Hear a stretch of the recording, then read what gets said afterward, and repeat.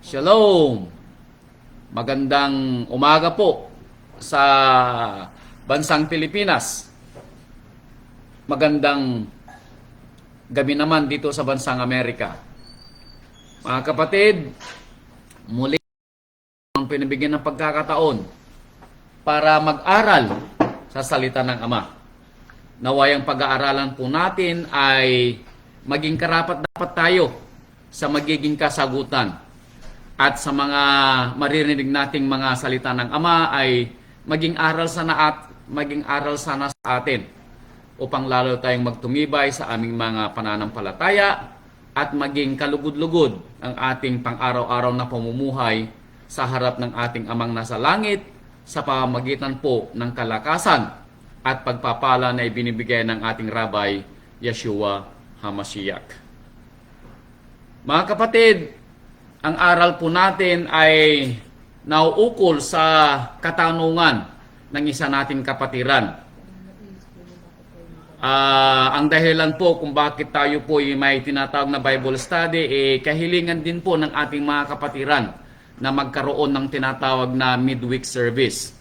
Actually, Bible study, para lalo pong mapalapit tayo sa ating Ama at yung mga kasagutan po ninyo ay masagot natin o hindi pala masagot ng ating Rabbi para lalo pong madagdagan ang ating pangunawa sa kanyang salita.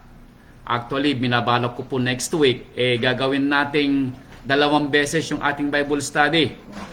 Kung luluobin po ng Ama, may Bible study po tayo ng Lunes ng gabi, Martes nyo dyan sa Pilipinas, at Merkulis ng gabi, Huwebes nyo dyan sa Pilipinas, and then Biyernes naman ng gabi, Sabado nyo naman sa Pilipinas ay ang ating service. So yun ang gusto ko sanang mangyari. Pangarap kong mangyari para sa mga kapatiran kasi nararamdaman ko na marami kayong katanungan.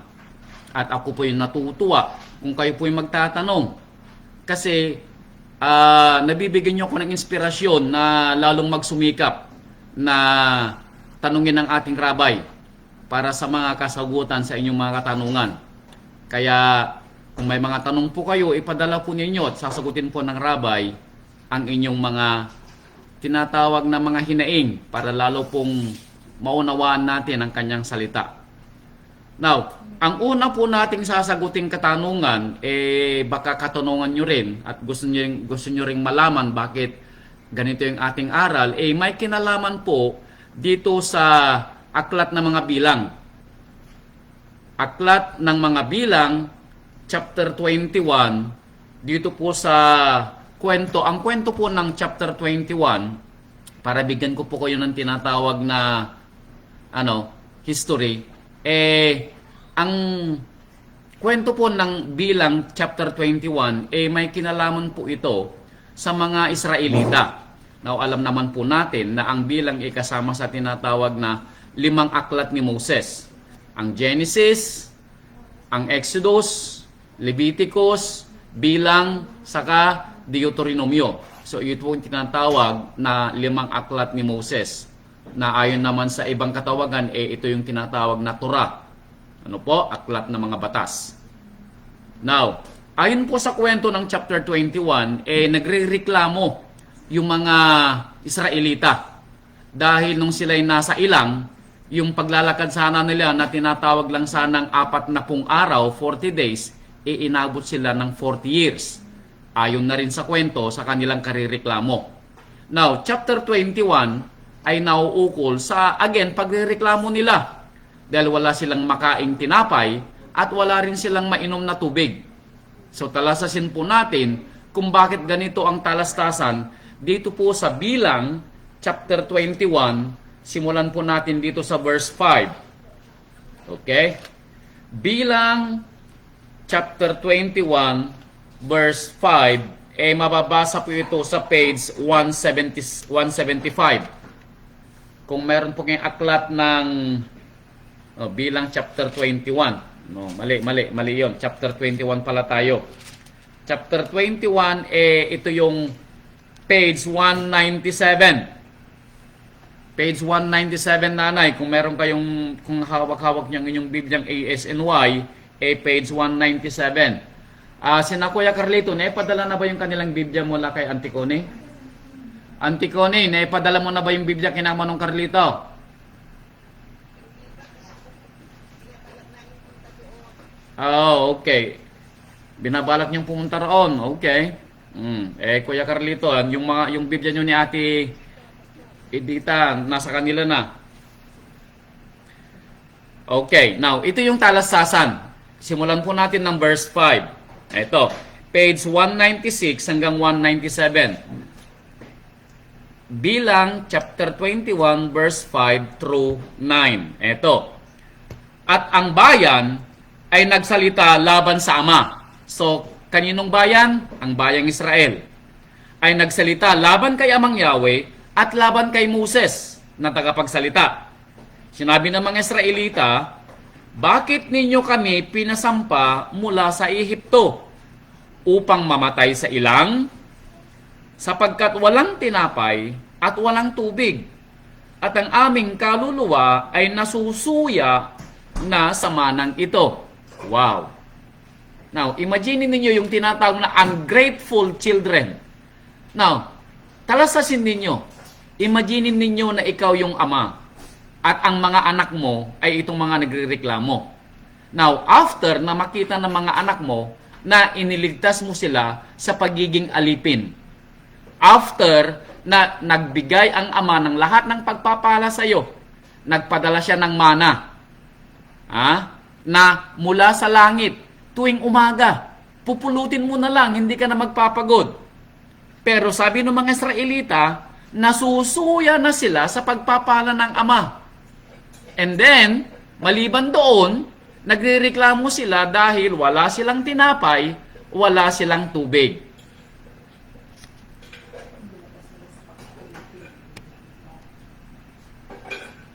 Okay? Wala silang tinapay, wala silang tubig.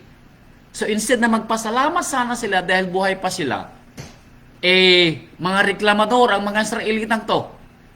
Baka meron naman sa atin na katulad ng mga Israelitang to na hindi napupuno doon sa pagbibigay, pagpapala ng ama. Paraging may kulang. Hindi nakukontento. Huwag naman sana. Okay? Verse 6. Itong nangyari. Dahil sa kanilang pagiging walang tinatawag na, anong tawag sa ungrateful? Walang pasasalamat, walang utang na loob, walang pakundangan, kundi nagrereklamo after all the fact na ginawa ni Amang Yahweh sa kanila. Now, ano ang ginawa ni Amang Yahweh sa kanila? Verse 6. At si Amang Yahweh, sa galit niya, ay nagsugo siguro, dahil hindi ko alam kung nagalit siya, pero nagalit siya, padala siya ng nagsugo siya ng mababangis na ahas sa gitna ng bayan, at kanilang kinagat ang bayan, at maraming tao sa Israel ay namatay.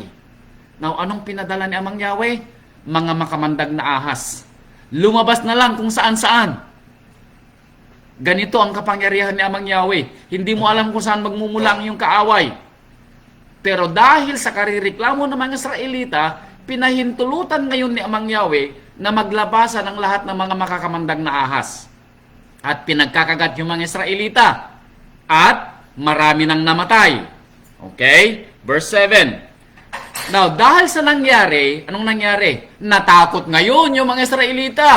Anong ginawa nila? Balik sila kay Moses. Na yung kinaiinisan nila kanina, ngayon wala naman silang masusulingan, balik uli sila kay Moses. Anong sinabi nila kay Moses? At ang bayan ay naparoon kay Moses at nagsabi, anong sinabi nila? Kami ay nagkasala, Moses, sapagkat kami ay nagsalita laban kay Amang Yahweh, at laban sa iyo. Idilangin mo kay Amang Yahweh na kanyang alisin sa amin ang mga ahas. Anong sinabi nila? Moses, idalangin mo kay Amang Yahweh natanggalin yung mga ahas. Anong ginawa ni Moses? Sunod-sunuran naman si Moses, So, ang ginawa ni Moses, idinalangin naman sila ni Moses. Alam nyo, napakabait ni Moses. Okay? Dahil nasusulat, si Moses ang pinakamabait na nabuhay sa ibabaw ng lupa. Yan ang sinabi ng aklat. Okay? Actually, si Moses din na nagsabi na kunin na ni Amang Yahweh ang buhay niya kapalit ng mga Israelita. Pero sabi ni Amang Yahweh, sisingilin ko yung mga magkakasala. Hindi mo pwedeng bayaran yung kasalanan ng isang kapatiran o bayaran ng kasalanan ng anak mo sa buhay mo. Hindi. Kung sino nagkasala, siyang sisingilin ni Amang Yahweh. Kaya makinig po kayong mabuti. Now, so, anong sinabi ni Amang Yahweh kay Moses? Verse 8. At sinabi ni Amang Yahweh kay Moses, gumawa ka ng isang mabagsik na ahas at ipatong mo sa isang tikin at mangyayari na bawat taong makagat ay mabubuhay pag tumingin doon. Okay, itigil muna natin sa verse 8. So, ang ginawa at sinabi ni Amang Yahweh kay Moses, siya ay gumawa ng isang makamandag na ahas, tapos ito ay ipapatong niya sa isang baston o isang tikin. Para bang yung makita yung ahas na nakapulupot sa may baston? Okay, yun ang pinagawa ni Amang Yahweh kay Moses. Isang ahas lang yun na hindi dalawa.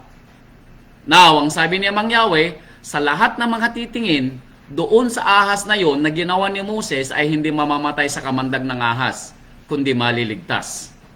Okay. Now, ito yung tanong ng ating kapatiran dito sa verse 8. Ang sabi niya, bakit nagpagawa si Amang Yahweh ng isang bagay which is ahas at inilagay sa isang tikin at ang sino mang tumingin doon ay maliligtas? Now, ang tanong niya, ito ba'y idolatry? Katulad ng ginagawa ng mga sangkakristyanuhan na sila'y gumagawa ng rebulto at doon sila tumitingin at doon sila nananampalataya. Okay. May kinalaman ba ito sa ating pananampalataya doon sa mga rebulto? Or ito ay may ibang katuturan na may kinalaman sa ating pananampalataya? Nakuha po nyo? Dahil sa verse 9, at si Moses ay gumawa ng isang ahas na tanso at ipinatong sa isang tikin at nangyari na pag may nakagat ng ahas ay nabubuhay pagtingin sa ahas na tanso. So, nang sinabi ni Amang Yahweh ng sino mang tumingin doon sa ahas na ginawa ni Moses na ipinagawa niya kay Moses ay hindi mamamatay, bagkus ay mabubuhay. Dahil ang ginawa ni Moses nang siya gumawa ng tanso, inilagay doon sa kahoy at itinaas na ganyan.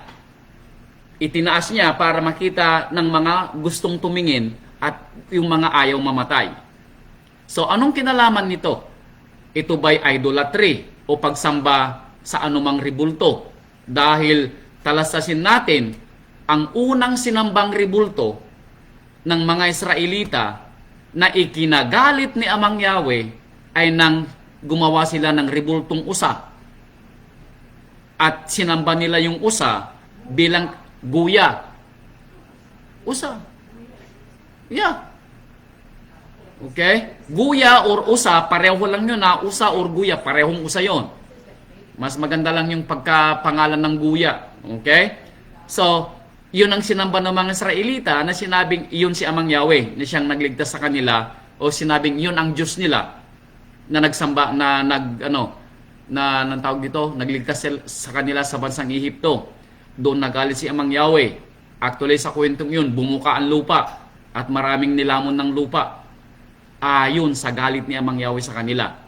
So dito, kabaliktaran ba yun? Bakit si Amang Yahweh mismo nagsabi? Ito po, talasasin po natin. Ito po'y may mas malalim na ibig isabihin. Na tandaan po ninyo, kukunin po natin yung pinaka buod kung bakit nagpagawa si Amang Yahweh ng ahas at inilagay sa tikin at itinaas ni Moses.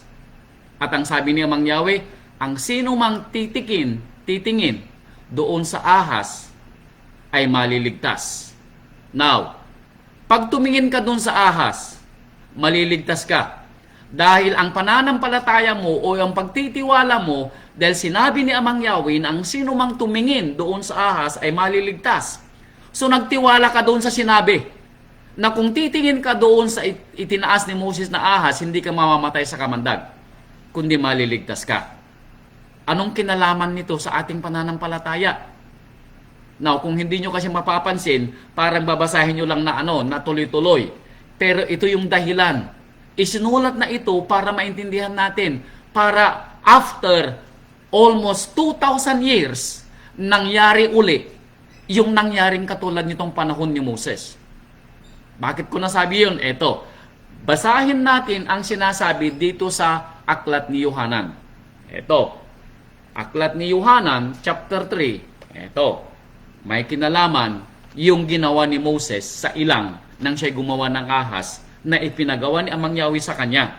Eto, Yohanan, ito na yung kasagutan, kapatid, sa tanong mo. Kung idolatry ba yung ginawa ni Amang Yahweh or may kinalaman ito sa hinaharap at siya ring magiging dahilan ng kaligtasan natin bilang isang nananampalataya. Eto, itong simula ng kasagutan mo. Yohanan chapter 3, verse 14 and 15. Eto. Ito yung sagot. Page 1260. Verse 14 muna. John chapter 3, verse 14 muna. Ito. At kung paanong itinaas ni Moses sa ilang ang alin? Ang ahas. Okay. Kung paano daw itinaas ni Moses ang ahas sa ilang, yung ahas na tanso na ginawa, na sinabi ni Amang Yahweh na ang sino mang tumingin sa ahas na itinaas ni Moses ay hindi mamamatay, kundi maliligtas. Ay kahalintulad din nito, sabi ni Yohanan, ay kinakailangan ding itaas ang anak ng tao. Pag sinabing itaas, dapat din siyang mailagay sa puno. Katulad nung ginawa ni Moises doon sa ahas na inilakip niya doon sa puno. Anong nangyari naman sa ating rabay? Ipinako naman siya sa puno o sa tulos. Tandaan ninyo, inilapat yung ahas doon sa isang anong tawag dito? Isang puno or isang baston kamo siguro or anything na pwedeng tumayo, kahoy o patpat or sanga. Pero baston kamo natin, mas maganda sabing baston kasi pwedeng ilagay yung ahas doon sa baston. Itinaas ni Moses. So ganun din sabi niya, ay kinakailangang itaas ang anak ng tao. Okay. Now, nang maitaas ang anak ng tao, meaning nang mamatay siya sa tulos. Hindi sa krus siya namatay, kundi sa tulos. Katulad ng ginawa ni Moses doon sa ahas. Hindi inilapat ni Moses yung ahas sa krus, kundi inilapat niya sa tikin, isang pirasong patpat o isang pirasong kahoy. Ay ganun din ang mangyayari sa anak ng tao na itinaas din. Itinaas din, meaning namatay siya. Ipinako sa tulos. Okay. Verse 15. Eto. Upang ang sino mang sumampalataya ay magkaroon sa kanya ng buhay na walang hanggan. That is the reason why dapat nating tignan kung sino ang namatay sa tulos. Dahil kung sino man ang tumitingin at nananampalataya na namatay ang ating rabay, ang anak ng Ama, ang nag-iisa at bugtong na anak ng Ama, na namatay siya bilang kabayaran ng ating kasalanan at pinanampalatayanan mo na ang namatay sa tulos ay ang nag-iisang anak ng Ama at nananampalataya ka na namatay siya dahil sa iyong kasalanan at magtitiwala ka sa Kanya, ay mangyayari din sa iyo ang nangyari sa mga Israelita nung panahon nila nang sila'y tumingin sa ginawang ahas ni Moses at hindi sila namatay sa kamandag ng ahas. Ganon din dito.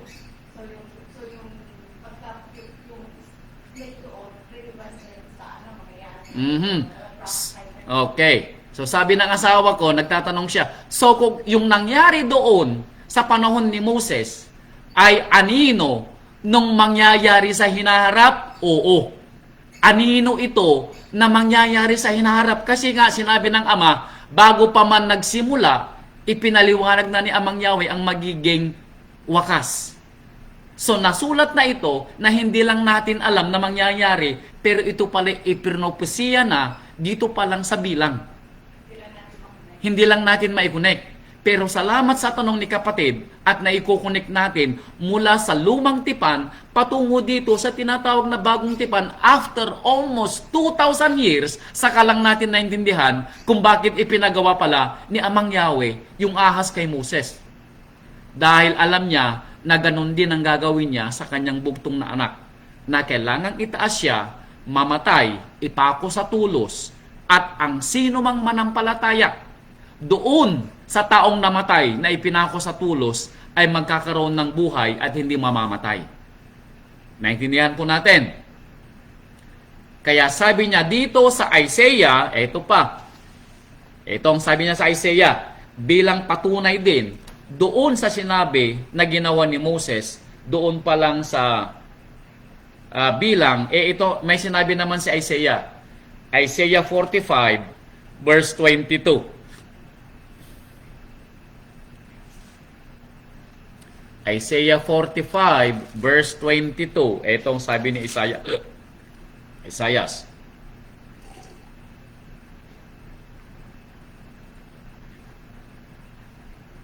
Page 814. Ito, ang sabi ni Isaias, na may kinalaman din doon sa pagtingin sa ahas at pagtingin doon sa namatay sa tulos. Ito, ang sabi ni Amang Yahweh, kayo'y magsitingin sa akin. Manampalataya kayo sa akin. Sa akin, ako ang tignan ninyo. Sabi namang Yahweh, sa akin kayong manampalataya. Kaya sabi niya, kayo'y magsitiin sa akin at ano? At kayo'y mangaligtas. Narinig po natin. Si Amang Yahweh mo nagsabi. So, yung palang sinisimbolo ng ahas na ipinagawa, so, lahat, tingnan ninyo, lahat ng ipinadala ni Amang Yahweh ay may magandang dahilan. Now, talasasin natin. Dahil sa karireklamo ng mga Israelita, anong ginawa ni Amang Yahweh?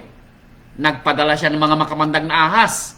Now, sabihin natin, anong klaseng ama si Amang Yahweh at magpapadala ng mga ahas na makamandag at mamamatay ang maraming tao? Pero hindi pala natin nakita, may dahilan si Amang Yahweh.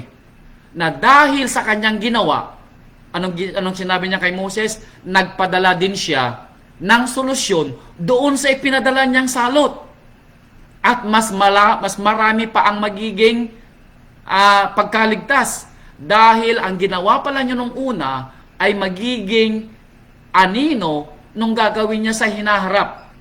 At iyon ang dahilan kung bakit tayo ngayon ay naligtas mula sa ating pananampalataya doon sa namatay sa tulos. Ito ay ang ating rabay na siyang ating pinanampalatayanan. At dito nasasalig ang ating pananampalataya. Uulitin ko. Sa ating rabay nasasalig ang ating pananampalataya. Hindi kung kani-kaninong tao. Hindi sa akin. Hindi kung kani-kaninong pastor. Hindi kung kani-kaninong nangangaral. Ito ay ayon sa salita ng Ama na idinaan niya sa ating rabay. Dahil alam naman natin ang kasulatan, lahat ng kapangyarihan dito sa lupa at doon sa kalangitan ay ibinigay na sa ating rabay. Kaya tayo nagpapasalamat sa ating Ama sa pamamagitan ng ating rabay. Kaya sinabi ng ating Ama, kayo'y magsitingin sa akin, kayo'y mangliligtas. Kanino? Sa lahat na tagawakas ng lupa. Kayong mga nasa lupa. Tumingin kayo sa akin, sabi ng ating Ama. Sapagkat ako'y Elohim, akong gumawa sa iyo. Alam ko ang simula mo, alam ko ang katapusan mo. Alam ko kung kailan mo ko diringgin, alam mo kung kailan mo ko tatawagan. Alam kong pangangailangan mo araw-araw. Ako ang iyong Ama na gumawa sa iyo, sabi ni Mang Yahweh. At walang iba liban sa akin. So hindi mo pwedeng ikumpara si Amang Yahweh sa mga Diyos na ribulto. Hindi Diyos si Amang Yahweh dahil hindi siya ribulto. Ano po? Sunod, Hebreo. Dagdagan ko pa yung yung paliwanag nung tanong mo kapatid para lalong magalak ka sa sagot ng ating rabay. Hebreo chapter 12 verse 2. Ito, ang sinulat naman ni Apostol Saulo dahil sa ating pananampalataya. Hebreo chapter 12 verse 2. Oh, sabi ng asawa ko, I'm sorry. Yung guya daw, maliit na baka. Yung usa ay usa. I'm sorry. Kala ko guya sa kausa, pareho lang. So, ang ginawa nila, guya, maliit na baka. Okay. Okay. Hebreo chapter 12 verse 2. Okay, eto, page 1455. Na masdan natin, na ano sabi niya, tingnan natin. Masdan. Sino? Si Yahshua na ating rabay na gumawa at sumakdal ng ating pananampalataya. Now, sino daw ang titingnan natin? Ang ating rabay. Na siyang gumawa at nagpasakdal ng ating pananampalataya. Kailan pinasakdal ng ating rabay ang ating pananampalataya? Nang ipinadala niya ang banal na Espiritu ng Ama para tayo makagawa ng kanyang mga kautusan. Ganito tayo pinasakdal. Dahil ngayon, sakdal na ang ating pananampalataya dahil nagaganap natin ang kautusan ng ating Ama at nagtitiwala tayo sa ating rabay na siyang ating pinanampalatayanan. Tandaan ninyo, dalawa ang criteria kung gusto mong magkaroon ng buhay na walang hanggan. Ayon sa Revelation chapter 14 verse 12. Ang gumawa ka sa kalooban ng ating Amang nasa langit, ito yung kanyang salita, ito yung kanyang kautusan, at manampalataya ka na sa ating rabay, siya lang ang daan patungo sa Ama at mananampalataya ka sa Kanya. Dalawa lang po yun. Kaya sinasabi ni Apostol Saulo, masdan natin si Yahshua na ating rabay at manunubos na gumawa at sumakdal ng ating pananampalataya na siya dahil sa kagalakang inilagay niya sa harapan niya ay nagtiis sa tulos. Uulitin ko ulit nagtiis sa tulos, hindi nagtiis sa krus. Actually, tandaan ninyo mga kapatid, maging sa original na version ng 1611 King James Version, may kopya akong ganon. Walang salitang krus. Out of almost 6 million words sa buong Biblia, from Genesis to Revelation, walang salitang krus sa original na teksto. Kaya wag niyong sabihin na may krus sa Biblia ng Tagalog. Wala po. Nagkaroon ng krus nang palitan nila ang King James Version sa salin ng American English. Pero sa original wala. Okay? Tulos. Okay? Stake. Niwalang bahala ang kahihiyan at umupo sa kanan ng luklukan ng Ama. Bagamat siya ay anak ng Ama, hindi niya inisip yung kahihiyan na gagawin sa kanya ng mga papatay sa kanya.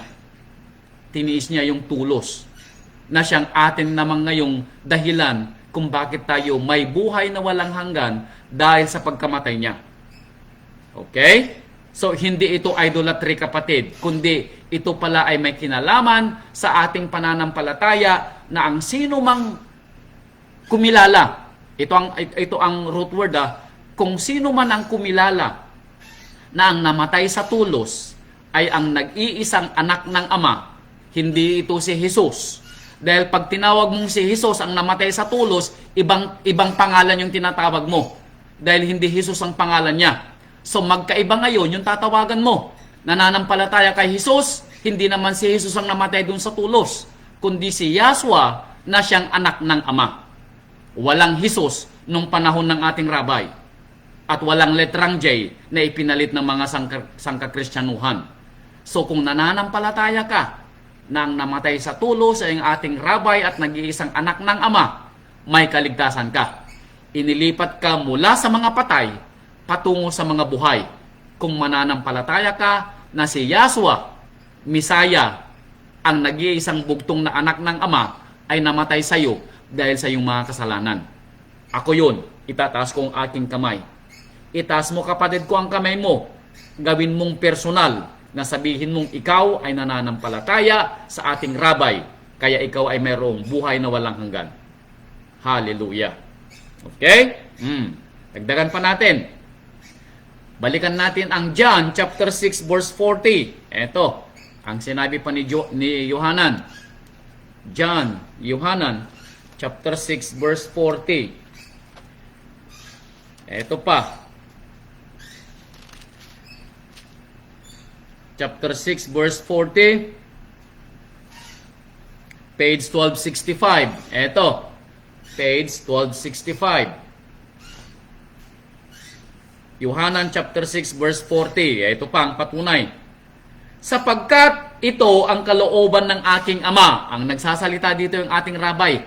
Ano ba ang kalooban ng ating Ama? Meaning ng kanyang Ama, na ating Ama din, na si Amang Yahweh. Ayon na rin sa pinagawa niya doon sa bilang, doon sa lumang tipan, nang pinagawa niya kay Moses ang ahas na tanso, at ang sino mang tumingin doon na manampalataya ay hindi mamamatay, kundi maliligtas. At ito ang sabi ng ating rabay na kalooban ng Ama. Ano? Na ang bawat nakakakita sa anak. Now, sinong nakakakita sa anak? Taas mong kamay mo. Ako. Now, hindi ibig sabihin nakikita mo ng yung dalawang mata. No. Nakikita ng puso mo. Nararamdaman mo. Nananampalataya ka. Yun ang ibig sabihin ng nakikita. Bagamat hindi nakikita ng iyong mga dalawang mata, nakikita naman ng iyong puso. Nananampalataya ka. Na siya'y totoong nabuhay at namatay dahil sa iyo. Nakuha nyo? Ang kagustuhan pala ng Ama ay ano? Na ang sino mang nakakita sa anak at sa kanya'y sumampalataya. Mananampalataya ka ngayon sa ating rabay. Nakita mo, meaning alam mo na siya'y namatay dahil sa iyong kasalanan. Okay? Kaya nakikita mo. Nakikita na yung spiritual na pagkatao. Hindi itong physical, kundi yung spiritual na pagkatao mo, nananampalataya ka. Sabi niya, kapag nakita mo at nananampalataya ka, anong magiging meron sa iyo? Ay magkaroon ng walang hanggang buhay at sabi ng ating rabay, akin siyang ibabangon sa huling araw. Hallelujah! Ito ang ating reward sa ating pananampalataya. Na-excite tuloy ako. Ito yung ating reward sa ating pananampalataya. Kaya, pag sumikapan natin, ipagpatuloy natin ang pananampalataya na ibinigay sa atin ng ating rabay. Ano po? Huling talata ko na. Dito sa tanong mo kapatid, and I'm hoping and praying na nasagot ko yung tanong mo. Dahil after this, sasagot na naman tayo ng isang katanungan. Okay? Ito. Dito sa ano to? Ano bang aklat itong babasahin natin?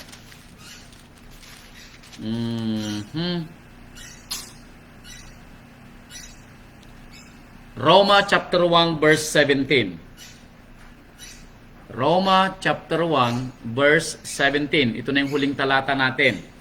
After this, I'm hoping and praying na nasagot ko kapatid mo na hindi idolatry yung nabasa natin doon sa bilang, kundi ito pala'y anino na mangyayari sa hinaharap at ito yung magiging dahilan ng ating kaligtasan.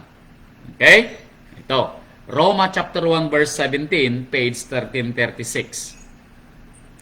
Sapagkat dito ang katwiran ng Ama ay nahahayag saan? Mula sa pananampalataya hanggang sa pananampalataya. Okay. Now, ano ang nagligtas doon sa mga kinagat ng ahas doon sa aklat ng mga bilang? Ang kanilang pananampalataya na sila'y nagtiwala doon sa sinabi ni Amang Yahweh, na sinabi naman ni Moses sa kanila na ang sino mang tumingin doon sa ginawa ni Moses na ahas ay hindi mamamatay. Nagtiwala sila doon sa salitang yun.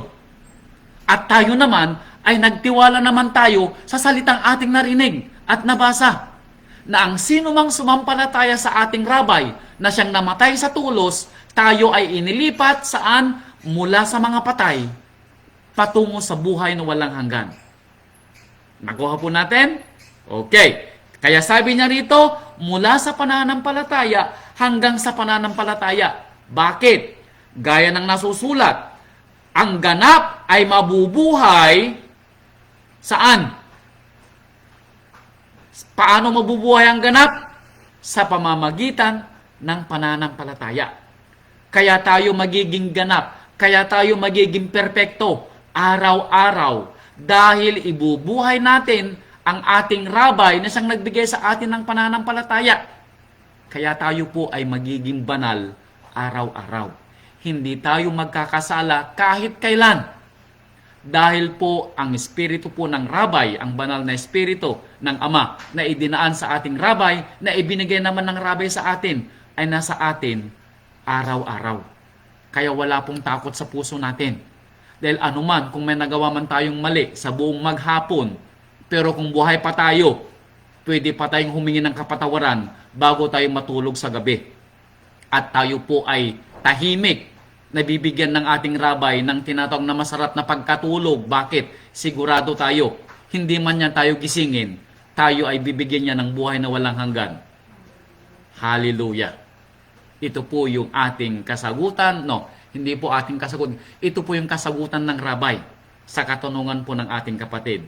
And I pray na sagot po natin yung kanyang katanungan. At ako'y natutuwa din dahil ako'y naging excited sa pagsagot sa katanungan na ito ng ating rabay. Nakuha po natin. Hallelujah. Now, sunod pong katanungan. Okay? Ako'y natutuwa sa kapatid nating to. Marami siyang katanungan. Okay, sumunod na katanungan. Paano yung mga kapatiran po natin o mga kakilala natin na hindi marunong magpatawad? Ouch. Baka ikaw yun kapatid, kasama ka. Baka mayroong kapatid na nakagawa sa iyo ng mali. Or hindi mo man kapatid sa pananampalataya, baka kasama mo sa trabaho. Baka ang asawa mo, may galit ka sa kanya. O kaya kapitbahay mo, magulang mo, or kahit na sino. At hindi mo makalimutan ang kanyang mga nagawang mali. Ito ba'y akma para sa atin? At kung sakasakali, anong gagawin mo bilang isang nananampalataya at bilang isang sa tingin mo'y nakagawa ka ng mali? At hindi ka mapatawad ng mga kapatiran o kaya tao na hindi makalimutan yung mga nagawa mo, may magagawa ka ba? At paano ba magpapatawad? Ito po yung ating magiging susunod na kwento. Ano po? So talasasin po natin kung ang kapatawaran po ba ay dapat ibigay, at kung hindi maibigay, unforgiveness naman ang mangyayari. At anong mangyayari kapag may unforgiveness sa puso natin? Talasasin po natin. Ano po? Ito. Simulan po natin ang pagsagot sa katanungan mo kapatid ayon sa ibinigay na aral ng ating rabay. Dito po sa pangalawang Kronikas. Ito. Pangalawang Kronikas. Okay? Pangalawang Kronikas. Sabi ko 1 oras lang pero inabot na tayo ng kalahating, may almost 1 oras na, no? Baka hindi ko matapos ito, darling, ano? Okay. Pero titingnan natin. Pangalawang Kronikas, chapter 7, verse 14. Sa mga may pasok po sa trabaho, pumasok po kayo. Dahil ito naman po ay naka-live video. Pwede nyo nang panoorin pagkagaling nyo sa trabaho nyo, mamayang hapon o kaya mamayang gabi. Yung mga makakarinig po, pagtiyagaan po ninyo ako. Pangalawang Kronikas, chapter 7, verse 14. Ito ang requirement ni Amang Yahweh para sa isang totoong tatawagin niyang mga anak. Page 529. Sabi ni Amang Yahweh, kung ang aking bayan, meaning ang bayang Israel, tayo ba ay Israel din? Opo. Tayo din ay tinatawag na bayan ng ating Amang nasa langit. Tayo yung tinatawag na idinugtong na bayan ng bayang Israel. Bakit? Kasi ang tinatawag na bayan ng Ama ay ang mga nananampalataya sa Kanya. Ito yung mga Israelita. Pero since bagamat tayo ay hindi Hudyo, hindi Israelita sa dugo, pero tayo ay nananampalatayang katulad ng mga Hudyo na sila nagtitiwala sa ating Amang nasa langit at sila nagsisampalataya sa bugtong na anak ng Ama na namatay sa tulos, tayo din po ay tinatawag na bayan ng Ama. Ano po? So sabi niya, kung ang aking bayan, ang bayang Israel at tayo na nananampalataya, na tinatawag sa pamamagitan ng aking pangalan. Now, sino ang bayan niya na tinatawag sa kanyang pangalan? Tayo ay tinatawag na kung minsan ng mga kakilala natin na, Yawista yung mga yan. Hindi nyo ba napapansin? Tinatawag tayong Yahwista. Tinatawag tayo sa pangalan ni Amang Yahweh. Kaya nga, Israel. Ang tawag sa Israel is Isra, nasa kanila ang El, ang Ama. Kaya tinawag silang Israel. El means El.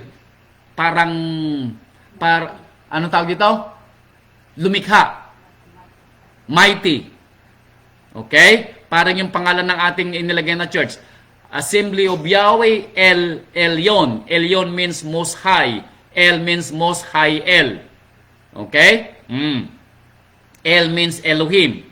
Singular. Okay. Kung ang aking bayan na tinatawag sa pamamagitan ng aking pangalan. So talasasin niyo kapatid ko. Kung ikaw ay nananampalatayang Kristiyano, tatawagin ka ba sa pangalan ni Amang Yahweh? Hindi. Okay? Ay magpakumbaba at dumalangin at hanapin ang aking mukha at talikuran ang kanilang mga masamang mga lakad. Anong sabi ni Amang Yahweh? Akin ngang didinggin sa langit at ano? At ipatatawad ko ang kanilang kasalanan at pagagalingin ko ang kanilang lupain. Now, anong sabi niya? Kung tayo daw na tinatawag sa kanyang pangalan ay magpakumbaba, humingi ng kapatawaran, dumalangin, hanapin natin ang kanyang mukha, meaning ang kanyang kautusan, ganapin natin ang kanyang mga alituntunin, at manampalataya tayo sa kanya. Anong sabi ni Amang Yahweh? Ipagpapatawad daw niya ang ating mga kasalanan.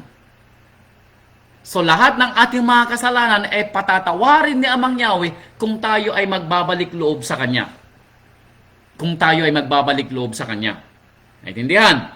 So kung ikaw kapatid ko, mayroon kang kasalanan kay Amang Yahweh, anong hinihiling na Amang Yahweh sa iyo? Humingi ka ng kapatawaran sa mga kasalanan mo. Magbalik loob ka sa kanya. At anong gagawin na Amang Yahweh sa iyo? Ipagpapatawad ka niya. Naintindihan? So ipagpapatawad ka ni Amang Yahweh kung ikaw mismo ay hihingi ng kanyang kapatawaran. Naintindihan? So forgiveness ay ibinibigay doon sa nag-a-ask ng forgiveness. Okay? So anong sabi naman ng Mateo dito tungkol sa salitang pagpapatawad? Mateo chapter 6 verse 14 and 15. Ito naman ang sinabi ng Mateo. Mateo chapter 6 verse 14 and 15. Ito. Page 1144. No, 1143. Itong sabi naman ng Mateo. Mateo chapter 6 verse 14 and 15. Ito. Sa mga may itinatagong sama ng loob. Okay. Yung instead na kalimutan mo yung sama ng loob, nagtanim ka ng saging. Now, instead na makalimutan mo yung nagawang pagkakamali ng taong nagkasala sa iyo, pag nakikita mo yung saging, hindi nawawala yung saging. Nadadagdagan yung saging, meaning yung galit mo, lalong nag-iiba yung ano. Wag naman sana. Okay? Galit ka sa tatay. Pero dahil galit ka sa tatay, idinamay mo na yung kanyang asawa. At dahil galit ka sa tatay, idinamay mo pati kanyang mga anak. Pagka dumating ang araw, pati kanyang mga apo, idadamay mo rin. Yan ang ibig sabihin ng saging. Hindi natapos-tapos yung galit mo sa isang tao. Pero itong sabi ng ating rabbi, Mateo chapter 6, verse 14 and 15. Sapagkat, kung ipatawad ninyo sa mga tao ang kanilang mga kasalanan, kung ipatawad daw ninyo yung mga kasalanan ng mga taong nagkasala sa inyo, ano man yung naging kasalanan nila. Hindi tinatanong ng rabbi dito kung gaano kalaki, kung gaano kaliit. Anything na sa tingin mo'y naagrabyado ka. Anything na sa tingin mo'y may kinuha sa iyo. Okay. Assuming, talasasin natin kung gaano kabigat yung problema mo at kung bakit may karapatan kang maghimutok at may karapatan kang maghinanakit. Okay. Now, ito ba ay may kinalaman sa buhay? Okay. Now, Talasasin natin, ang ating Ama ay ipinadala yung kanyang bugtong na anak dito sa lupa. Tama? Nag-iisang bugtong na anak yun wala siyang kapalit.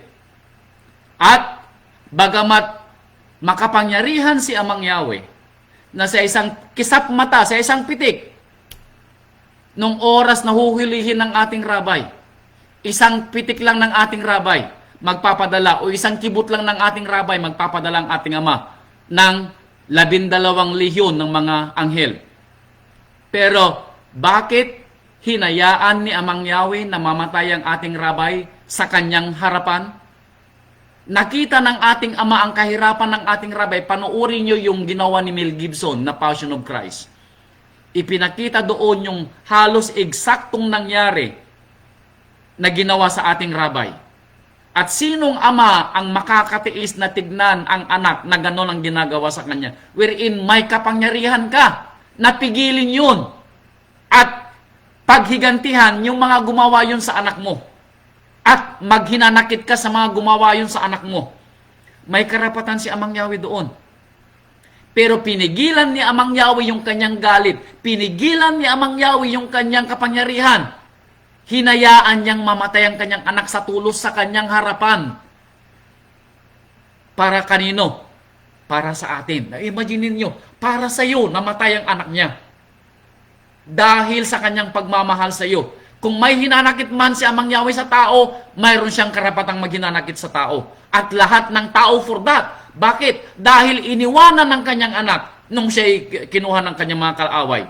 Mismo ang kanyang mga piniling 12 alagad, iniwanan siya. O mismo ang kanyang isang alagad, ipinagkanulo siya. But at the end of the day, ang pagmamahal ni Amang Yahweh ang namutawi. Ang umiral. Kaya tayo ay may buhay ngayon at may buhay tayong walang hanggan pag dumating na yung araw ng paghuhukom. Ganon si Amang Yahweh sa buhay natin. At ganon siya nagpil sa kanyang paghihiganti. At ganon siya hindi nagtanim ng galit sa tao, bagkus lalo niyang minahal ang tao dahil sa ipinakitang paggalang at pagsunod ng kanyang bugtong na anak. So, anong kasalanan ng tao sa iyo na hindi mo yung pagpapatawad? Unang-una, wala kang ginawa dito sa lupa na masasabi mong pag-aari mo. Wala. Buhay ng anak mo, hindi mo pag-aari ang buhay ng anak mo. Buhay ni Amang Yahweh na binigay niya. So kung may karapatan mang magalit, si Amang Yahweh magagalit dahil ginawa ka niya. Ginawa din niya ang anak mo. Buhay ng asawa mo, may karapatan ka. No, wala kang karapatang magalit. Magalit ka, sinasabi ng kanyang salita. Pero magalit ka at wala ng galit mo. Paglubog ng araw, dapat wala ka ng galit. Hanggang doon lang ang galit mo. Hindi mo pwedeng dalhin ang galit mo kinaumagahan or taon or buwan ang lumipas. Bakit? Hindi kagustuhan ni Amang Yahweh sa'yo, kapatid ko, na maghirap. Ipapaliwanag ko sa iyo kung bakit hindi ito kagustuhan ni Amang Yahweh. Okay? So talasasin natin. Anong sabi niya? Kung ipagpapatawad natin ang kasalanan ng tao sa kanilang mga nagawang kasalanan, anong sabi niya? Ay patatawarin naman kayo ng inyong Ama sa kalangitan. So kung marunong kang magpatawad, patatawarin ka rin ni Amang Yahweh. Now, tanong, kung hindi ka magpapatawad, karapatan mo yan bilang tao. Pero siguraduhin mo na wala kang gagawing kasalanan maski isa. Ibig sabihin, hindi mo kailangan ng pagpapatawad ni Amang Yahweh dahil hindi ka marunong magpatawad. So, hindi mo kailangan ng salitang pagpapatawad dahil wala kang kasalanang ipaghihingi ng kapatawaran. Siguraduhin mo lang, kapatid ko, na wala kang kasalanan magmula na ikay isinilang dito sa lupa at nakaalam ka ng mabuti at masama hanggang sa mamamatay ka, hindi ka magkakasala bawat isa. Hindi ka magkakasala kahit isa para hindi mo kailangan ng pagpapatawad ni Amang Yahweh. Then, kung magagawa mo yan, kapatid ko, karapatan mo na magalit ka at hindi magpatawad sa mga taong nagkasala sa iyo. Okay? But, at the end of the day, at makagawa ka sa buong buhay mo, maski isang kasalanan lang, kapatid ko, wag mo asahan ng buhay na walang hanggan. Dahil hindi tatanggapin ni Amang Yahweh ang taong may kasalanan sa kanyang kaharian. At since hindi ka humingi ng kapatawaran, hindi ka papapasukin sa kanyang kaharian. Dahil hindi papapasukin ayon sa kanyang salita ang sino mang tao na may kasalanan. Maliban lang kung sila patawarin. Pero hindi ka qualified doon, kapatid. Kasi hindi ka marunong magpatawad sa iyong mga kapatid. O kahit na sinong tao na nakagawa sa iyo ng kasalanan. Kaya sinabi niya sa verse 15, Datapat kung hindi ninyo ipatawad sa mga tao ang kanilang mga kasalanan. Kung hindi mo daw patawad. Ito, anong sabi niya? Ay hindi rin naman kayo patatawarin ng inyong ama na inyong mga kasalanan. Close yun, hindi yun para sa iyo, kapatid ko. So, talastasin mo. Maghunos dili ka. Bago ka mag-ipon ng sama ng loob kahit kanino. Baka sa asawa mo, mag-ipon ka ng sama ng loob. Ngayon pa lang, mga asawa, humingi na kayo ng kapatawaran sa mga asawa ninyo. Huwag kayong matutulog na may kasalanan kayo. Baka paggising nyo, may nawala sa inyo. Ha? Kaya darling, kung may kasalanan ko, patawarin mo ko, darling. Ha? Now, ano ba yung hindi mo pagpapatawad? Ano bang pakiramdam? Eto, para maramdaman mo kung anong pakiramdam ng hindi marunong magpatawad. Ito, dito sa Efeso, sana naman ay wala po sa atin. Mahirap mabuhay ng may kinikimkim na galit. Lahat ng stress sa buhay mapapala mo. Hindi pagkatulog, mararamdaman mo.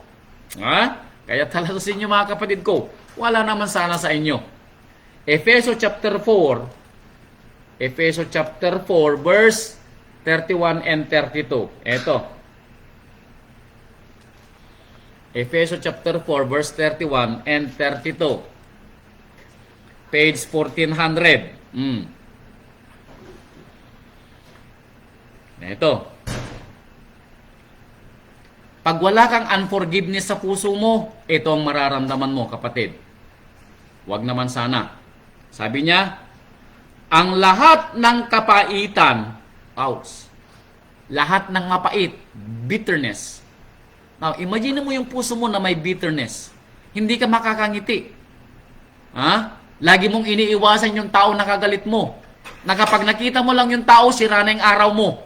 Nakita mo na yung asawa ng tao, sira na yung buong maghapon mo, sira. Anak niya, naalala mo yung galit mo. Mayroon kang bitterness sa puso mo. Pait, kagalitan, pagkakaalit, at kadaldalan at panlilibak. Lahat masasabi mo sa sarili mo. Dahil nawala na yung galak mo Nawala na yung peace mo. Wala ka ng love, wala ka ng peace, wala ka ng joy. Kinuha lahat ni Satanas nung makita mo yung kaaway mo. Ay mang-aalis nawa sa inyo, pati ng lahat ng masasamang akala, lahat ng masamang akala. Baka nag-iisip ka pa ng hindi maganda sa kagalit mo. Lahat ito ay mararamdaman mo. Pero sabi ni Saulo, wag naman sanang meron sa inyo. Wag, sabi ni Saulo.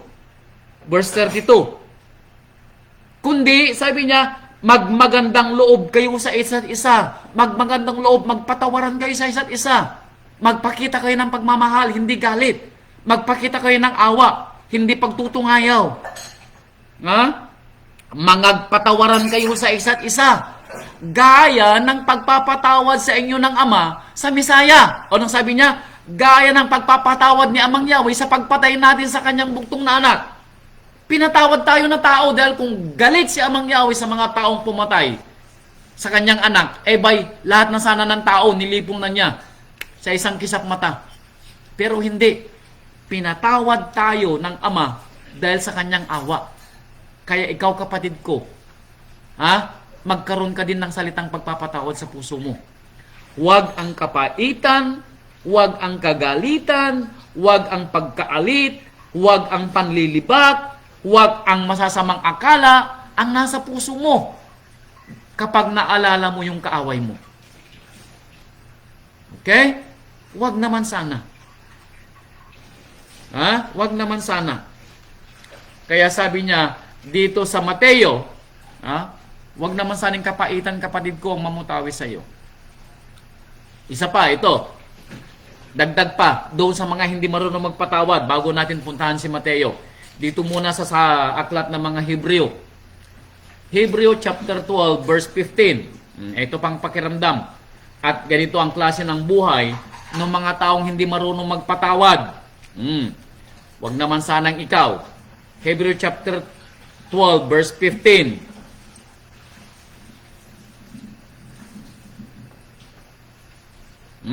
Ito pa. Page 1456. Napakaingatan ng sino man, sabi ni Saulo, na baka ang sino man ay di makaabot sa biyaya ng Ama. Sino daw ang hindi maaabot sa biyaya ng Ama? Anong biyaya ng Ama? Love. Ano yung biyaya ng Ama? Ito yung bunga ng banal na Espiritu. Hindi ka aabot sa pag-ibig ng Ama, sa galak ng Ama, sa kapayapaan ng Ama, sa long-suffering ng Ama, sa meekness ng Ama, sa kindness ng Ama. Lahat ito, mawawala sa iyo. Anong hindi mawawala? Hindi mo mararamdaman. Kasi hindi ito aabot Now, para ito kanino? Sa mga baka kayo'y bagabagin ng ng anumang ugat ng kapaitan na sumisibol. Ang unforgiveness kasi, pait yan sa buhay. At kapag ito'y sumibol sa puso mo, anong mangyayari? Dahil dito'y mahawa ang marami. Lahat ng mga hawakan mo mahahawa. Para bang ikaw yung kung ang tingin kung ang tawag sa mga taong nakakabuhay ng mga pananim anong tawag dito? Green thumb.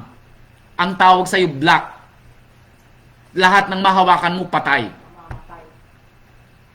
Lahat ng mahawakan mo mamamatay. Lahat ng mga mahahawa sa iyo mamamatay. Anong ibig ko sabihin ng mamamatay? Mawawalan sila ng pag-ibig, mapapalitan ng galit. Mawawalan sila ng galak, mapapalitan ng lungkot. Mawawalan sila ng kapayapaan, sila'y mababalisa palagi. Bakit? Kasi hindi ka aabot sa pagpapala ng Ama. Dahil sa galit, sa unforgiveness na nasa puso mo, kapaitan ang tawag dito sa Biblia. Nasisibol sa puso mo at hahayaan mong sibol, mahahawa ang lahat ng mga mahal mo sa buhay.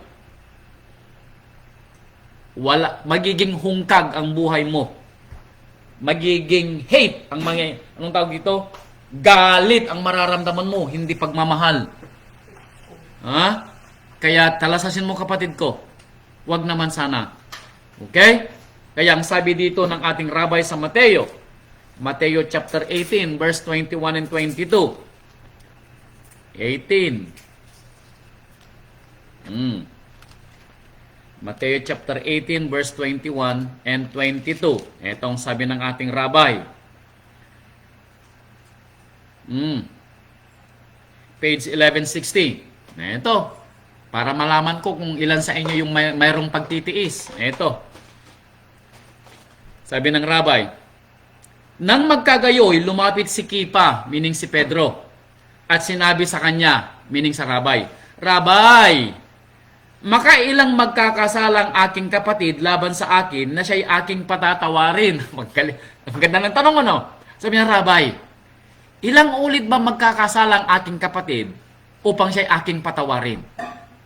Ganda, Now, kung hindi mo siya kapatid, kahit na sinong tao, Rabbi, ilang ulit ko ba patatawarin ng isang tao na siyang magkakasala sa akin?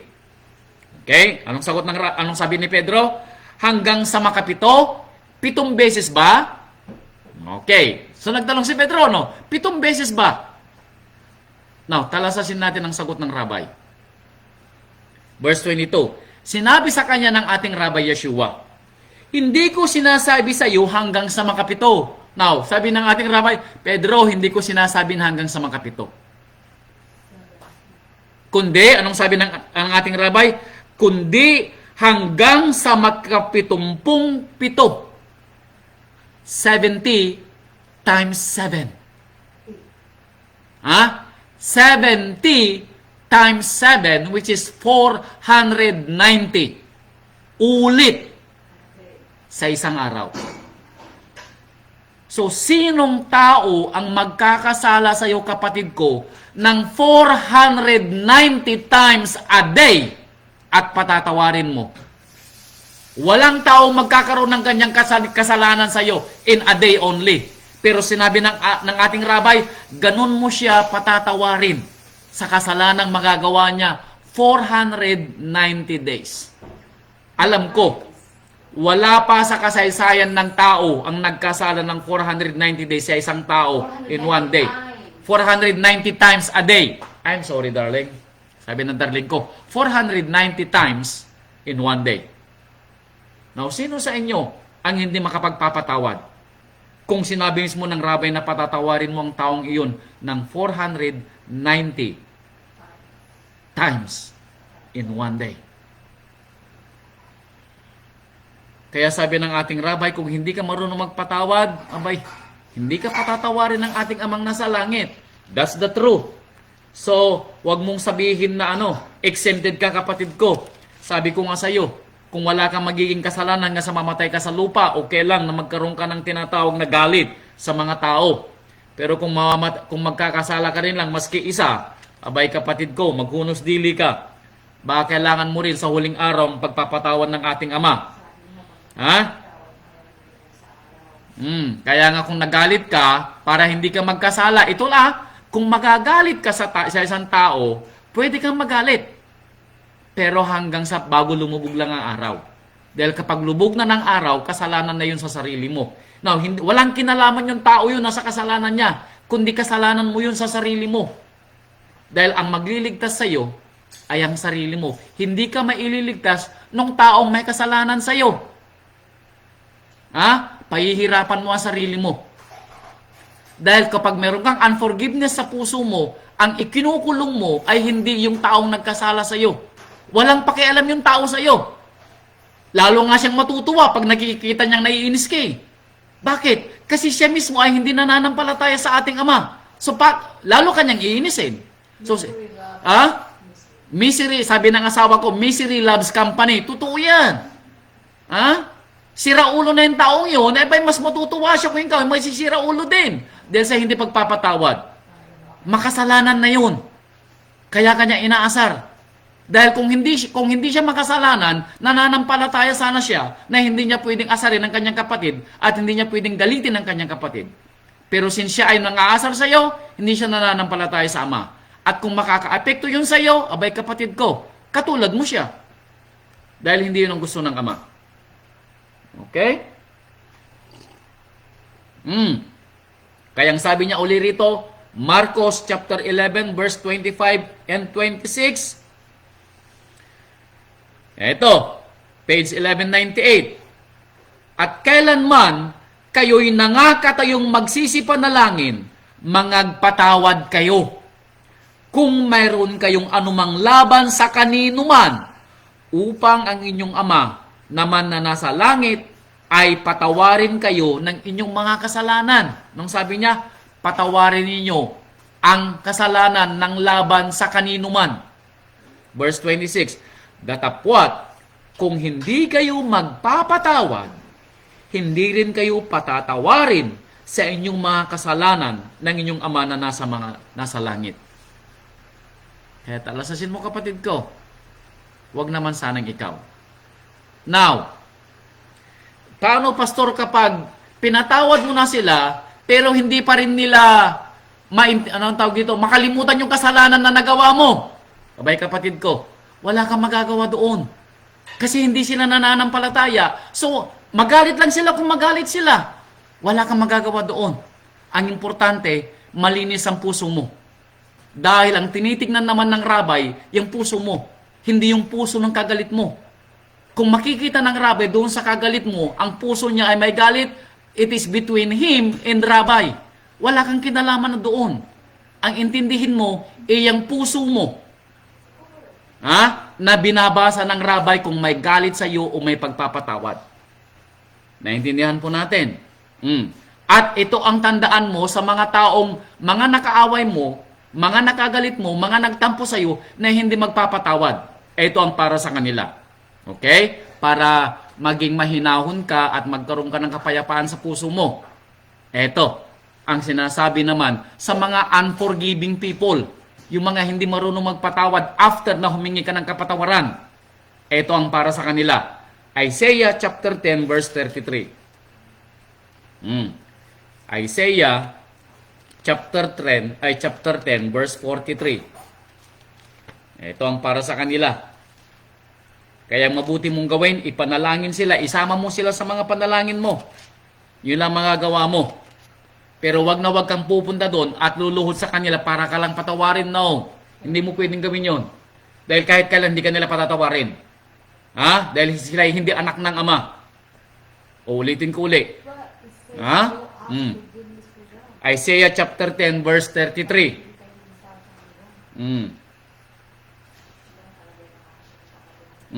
Pag alam mong nakagawa ka ng kasalanan, humingi ka ng kapatawaran.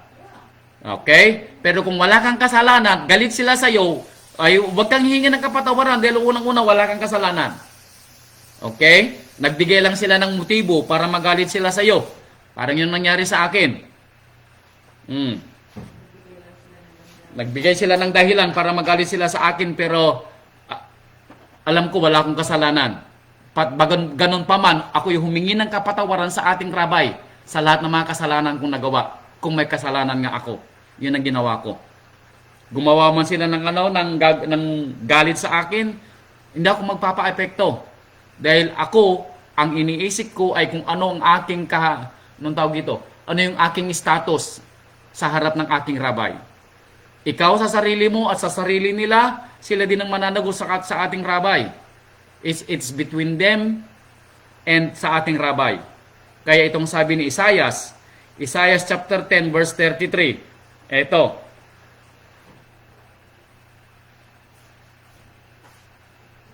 Page 784. Ito ang tingin na mangyawi sa mga hindi marunong magpatawad, mga palalo, mga mapagmataas.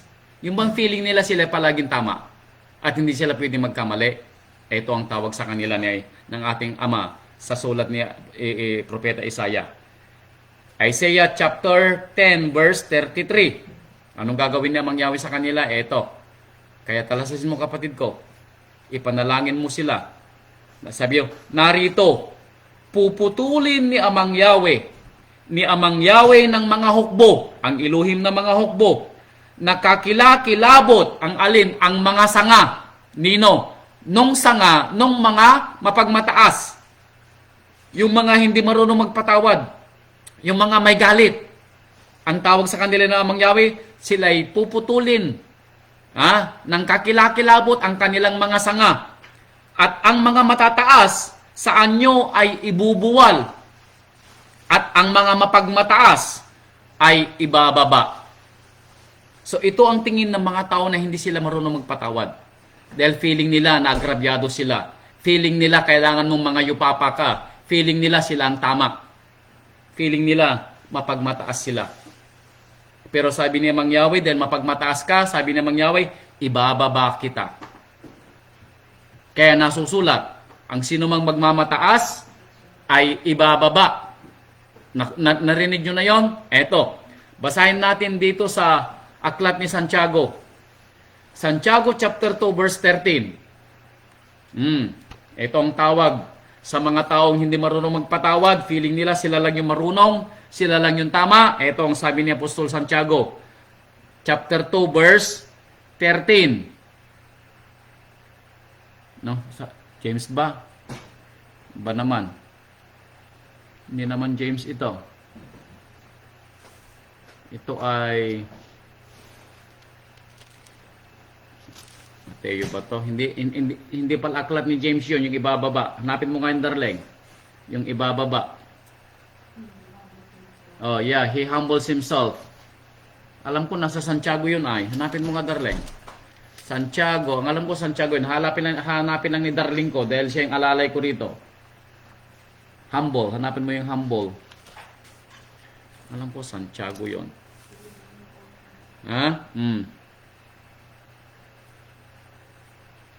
Okay, hanapin lang darling ko yung yung sinasabing pagiging humble. Okay, hanapin natin dito sa isang aklat yung pagiging humble kung mahanap natin. Okay.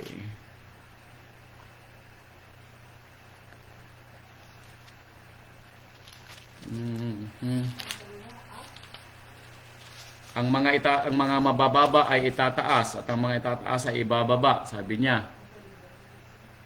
Hindi ko alam kung James yun, pero hanapin mo siya. Okay. May nagsasalita, hindi ko marinig sa ano.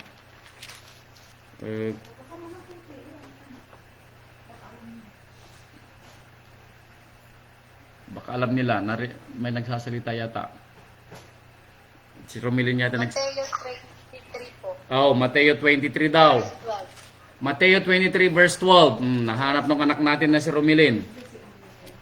Oh, si Romilin ang alam ko 'yon. Oh, Mateo 23 verse 12. Ito, yung sinasabi kong ang nagmamataas ay ibababa. Ito. Sabi niya sa page 1167, ang sino mang nagmamataas, meaning feeling mo ikaw yung pinakamarunong, feeling mo palagi kang tama, feeling mo wala kang mali, para okay lang na hindi ka magpatawad. Pero sabi ng ating rabbi, ang sino mang nagmamataas ay mabababa. At ang sino mang nagpapakababa, yung mga maamo, yung mga nagiging ang tawag na humble, ay itataas. So kapatid ko, talasasin mo.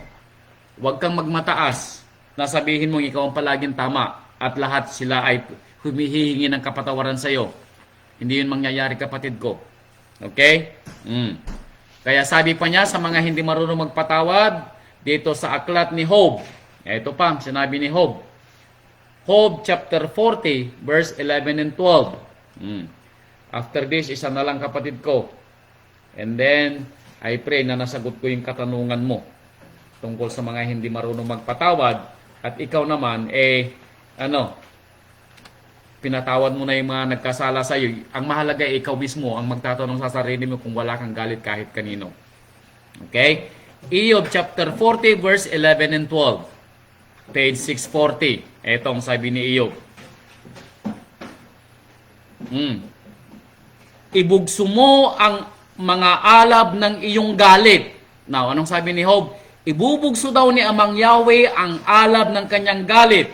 Kanino? At tunghan mo ang bawat palalo. Anong sabi ni Job? Ibuhos mo daw ang galit, ay ibuhos daw ni Amang Yahweh ang kanyang galit sa mga palalo. At tignan niya na ang sino mang mga palalo ay aabahin mo siya. Meaning, ibababa mo siya. Kung tingin niya ay isa siyang punong kahoy na mataas ang matayog, abay huhutukin ni Amang Yahweh yung mga sanga niya. Hindi marunong yumuko, abay huhutukin ka ni Amang Yahweh. At kapag nagkanda-kanda bali yung mga sanga mo, abay kawawa ka, kapatid ko. Huwag naman sana. Verse 12, masdan mo ang bawat palalo. Nung sabi ni Job, masdan mo ang bawat palalo. Tingnan mo ang mga bawat palalo, yung mga mapagmataas. Anong gagawin niya? Papangumbabain mo siya. At iyong tungtungan ang masama sa kanyang tayuan. Papababain mo siya. Ibababa ka ni Amang Yahweh, kapatid ko. And before you know it, it's too late. Ang tanong, kung gagamitin mo ba yung pagpapababa sa iyo ng Amang Yahweh, nang hinutok ni Amang Yahweh yung mga sanga mo, yung puno mo, ito ba'y dahilan mo para humingi ka ng kapatawaran sa mga kasalanan mo?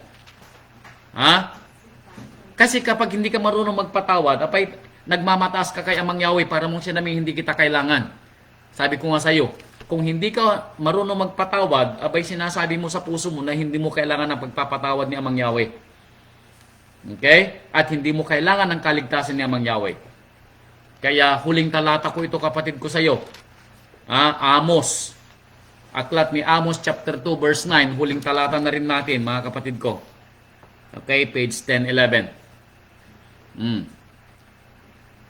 Gayon may nilipol ko ang Amoreyo sa harap nila. Meaning, sino bang ang mga Amoreyo? Yung mga kalaban ng mga Israelita ng panahon nila na mga mapagmataas din.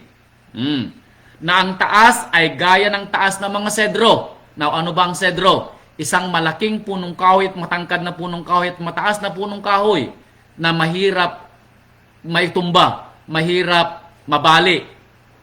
At siya'y malakas na gaya ng mga insina. Yung ito ay yung mga matitibay na kahoy. Ito ang itinulad sa mga mapagmataas na tao. Gayon may, anong gagawin niya? Nilipol ko ang kanyang bunga sa itaas. Anong gagawin namang Yahweh sa mga mapagmataas? lilipulin ni Amang Yahweh ang kanyang bunga sa itaas at ang kanyang mga ugat sa ilalim. Now, talasasin mo, mula sa iyong bunga hanggang sa ugat, lilipulin ni Amang Yahweh. Now, ang iyong bunga ay ang iyong mga anak, ang iyong mga pinagpaguran dito sa lupa. Anong sabi ni Amang Yahweh? Huhutukin niya lahat yun. Lilipulin niya ang lahat ng mga pinagpaguran ng iyong mga kamay. Iwawala niya sa wala. Magmula sa bunga hanggang saan? Hanggang sa ugat sa ilalim. Hanggang sa pinakaugat mo. Kaya kapatid ko, talasasin mo before it's too late. Ano po? Mga kapatid ko, ito yung ating aral ngayon sa umagang ito. I pray na tayo po'y nagkaroon ng aral sa dalawang katanungan ng ating kapatiran. Ng unang katanungan ay yung idolatry ba doon sa Bilang chapter 21 verse 8. Pero ito pala ay isang anino nung pagpapala po natin na tayo po'y mananampalataya sa ating rabay. At yung pangalawang katanungan agad forgiveness and unforgiveness. Nabasa po natin, babasahin ko lang po uulitin ko lang po yung pinakabuod ng ating unforgiveness sa forgiveness lesson. Ang hindi marunong magpatawad sa mga taong nagkasala sa kanila, sa kanino man, ay hindi rin patatawarin ni Amang Yahweh. Pero kung tayo po'y mapagpatawad, patatawarin din po ni Amang Yahweh ang ating mga kasalanan. Huwag pong ang kapaitan ang mamutawi sa ating mga puso. Ito yung kapaitan ng mga taong hindi marunong magpatawad. Ito yung may mga kinikimkim sa kanilang mga puso na hindi mapakawalan, yung galit, yung tinatawag na injustice o pagkaagrabyado. Kapatid ko, ibigay mo kay Amang Yahweh ang lahat ng mga nararamdaman mo. At sabi ni Amang Yahweh, vengeance is mine.